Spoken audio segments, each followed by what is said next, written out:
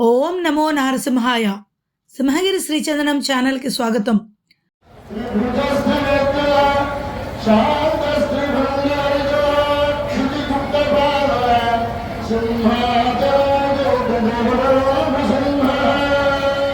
శ్రావణ మాసం ఆఖరి శుక్రవారం సందర్భంగా శ్రీ వరాహలక్ష్మీ నృసింహస్వామి వారి సన్నిధానంలో సామూహిక వరలక్ష్మి వ్రతాలు కన్నుల పండుగగా జరిగాయి.